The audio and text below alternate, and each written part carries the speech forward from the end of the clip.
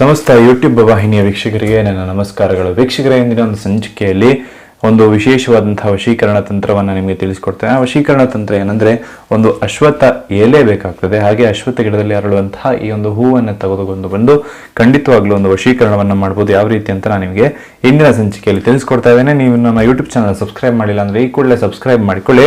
ಹಾಗೆ ಪಕ್ಕದಲ್ಲಿರುವಂತಹ bell icon ಅನ್ನು ಕೂಡ ಕ್ಲಿಕ್ ಮಾಡಿಕೊಳ್ಳಿ. ನಿಮ್ಮ ಜೀವನದಲ್ಲಿ ಯಾವುದೇ ರೀತಿಯಾದಂತಹ ಕಠಿಣ ಗುಪ್ತ ಸಮಸ್ಯೆಗಳನ್ನ ಕಾಡ್ತಾ ಇದ್ರೆ ಸ್ಕ್ರೀನ್ ಮೇಲೆ ನಮ್ಮ ನಂಬರ್ ಬರ್ತಾ ಇದೆ ವೀಕ್ಷಕರೇ, ಕರೆ ಮಾಡಿ ಶೀಘ್ರದಲ್ಲೇ ಶತಸಿದ್ಧ ಶಾಶ್ವತ ಪರಿಹಾರವನ್ನ ನೀವು ಪಡ್ಕೊಳ್ಬಹುದಾಗ್ತದೆ. ವೀಕ್ಷಕರೇ, ಈ ಒಂದು ವಶೀಕರಣವನ್ನ ಮಾಡ್ತಕ್ಕಂತಹ ಮುಂಚೆ ಈ ಒಂದು ವಶೀಕರಣವನ್ನ ನೀವು ಯಾರ್ಯಾರ ಮೇಲೆ ಪ್ರಯೋಗ ಮಾಡೋದಕ್ಕೆ ಸಾಧ್ಯ ಆಗುವುದಿಲ್ಲ. ಕೇವಲ ನೀವು ಈ ಒಂದು ವಶೀಕರಣವನ್ನ ಮಾಡೋದಕ್ಕೂ ಮುಂಚೆ ಕೆಲವೊಂದು ವಿಷಯಗಳನ್ನ ನೀವು ಅರ್ಥ ಮಾಡ್ಕೊಳ್ಬೇಕು.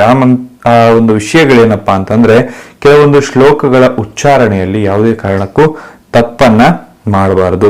ಆ ಮಂತ್ರಗಳೇನಪ್ಪಾ ಅಂದ್ರೆ, ಓಂ ಶಶಕಂ ಪದ್ಮಿನಿ ತುಷ್ಟ ಚಿತ್ರಿಣಿ ರಮತೆ ಮೃಗಂ ವೃಷಭಂ ಶಂಕಿನಿ ತುಷ್ಟ ಹಸ್ತಿನಿ ರಮತೆ ಹಯಂ.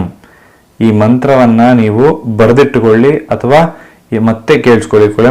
ಮತ್ತೆ ಹೇಳ್ತಾ ಇದ್ದೇನೆ, ಶಶಕಂ ಪದ್ಮಿನಿ ತುಷ್ಟ ಚಿತ್ರಿಣಿ ರಮತೆ ಮೃಗಂ ವೃಷಭಂ ಶಂಕಿನಿ ತುಷ್ಟ ಹಸ್ತಿನಿ ರಮತೆ ಹಯಂ.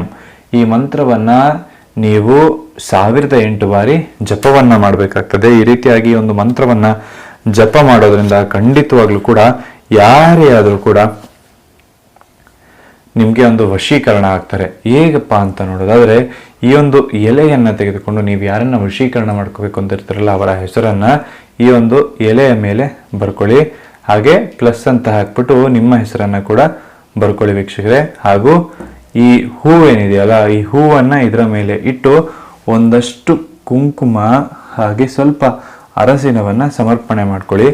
ಆ ಮಂತ್ರವನ್ನ ಈಗ ಇದನ್ನ ನಿಮ್ಮ ಎಡಗೈಯಲ್ಲಿ ಈ ರೀತಿಯಾಗಿ ನೋಡಿ, ಈ ರೀತಿಯಾಗಿ ಎಡಗೈಯಲ್ಲಿ ಇಟ್ಕೊಳ್ಳಿ. ಹಾಗೆ ಬಲಗಿಂದ ಮುಚ್ಕೊಂಡು ಆ ಮಂತ್ರವನ್ನ ನೀವು 1008 ಬಾರಿ ಜಪವನ್ನ ಮಾಡ್ಕೊಳ್ಳಿ ವೀಕ್ಷಕರೇ. ಹಾಗೆ ಇದನ್ನೊಂದು ಹರಿಯುವಂತಹ ನೀರಿನಲ್ಲಿ ಬಿಟ್ಟು ಬಂತು ಅಂದ್ರೆ, ಅವರು ಆ ನೀರಿನಲ್ಲಿ ಹರಿದು ಹೋಗ್ತಕ್ಕಂತಹ ಎಲೆ ಒಂದು ಸುಮಾರು ಆ ಎಲೆ ಹರಿದು ಹೋಗಿ 1 ಗಂಟೆ ಆಯಿತು ಅಂದ್ರೆ ಖಂಡಿತವಾಗ್ಲೂ ಕೂಡ ಅವರು ನಿಮ್ಮನ್ನ ಹುಡುಕಿಕೊಂಡು ಬಂದು ನಿಮ್ಮ ವಶದಲ್ಲಿ ಇರ್ತಾರೆ ವೀಕ್ಷಕರೇ. ಇದೊಂದು ಅತ್ಯಂತ ಶಕ್ತಿಶಾಲಿಯಾದಂತಹ ವಶೀಕರಣ ತಂತ್ರ ಆಗಿರೋದ್ರಿಂದ ಯಾವುದೇ ಕಾರಣಕ್ಕೂ ಇದನ್ನ ಕೆಟ್ಟ ಕೆಲಸಗಳಿಗೆ ಉಪಯೋಗಿಸೋದಕ್ಕೆ ಹೋಗ್ಬೇಡಿ. ಕೇವಲ ನಿಮ್ಮ ಪ್ರೀತಿಯನ್ನ ನೀವು ಕಳೆದುಕೊಂಡಿದ್ರೆ ಅಥವಾ ನಿಮ್ಮ ಪ್ರೀತಿ ನಿಮ್ಮಿಂದ ದೂರವಾಗಿದ್ರೆ ಮಾತ್ರ ಅದನ್ನು ಉಪಯೋಗಿಸಿ ಅಂತ ಹೇಳ್ತಾ ಇದ್ದರೆ ಒಂದು ಸಂಚಿಕೆಯನ್ನ ಇಲ್ಲಿಗೆ ಮುಗಿಸ್ತಾ ಇದ್ದೇವೆ. ಎಲ್ರಿಗೂ ಒಳ್ಳೆದಾಗ್ಲಿ, ಎಲ್ರಿಗೂ ಶುಭವಾಗ್ಲಿ, ಸರ್ವೇ ಜನ ಸುಖಿನೋ ಭವಂತು. ಹಾಗೆ ನಿಮ್ಮ ಜೀವನದಲ್ಲಿ ಯಾವುದೇ ರೀತಿಯಾದಂತಹ ಕಠಿಣ ಗುಪ್ತ ಸಮಸ್ಯೆಗಳು ನಿಮ್ಮನ್ನ ಕಾಡ್ತಾ ಇದ್ರೆ ಸ್ಕ್ರೀನ್ ಮೇಲೆ ಕಾಣ್ತಾ ಇರುವಂತಹ ನಮ್ಮ ನಂಬರ್ಗೆ ಕರೆ ಮಾಡಿ ಶೀಘ್ರದಲ್ಲೇ ಶತಸಿದ್ಧ ಶಾಶ್ವತ ಪರಿಹಾರವನ್ನ ನಿಮಗೆ ನಾವು ಮಾಡಿಕೊಡ್ತೇವೆ.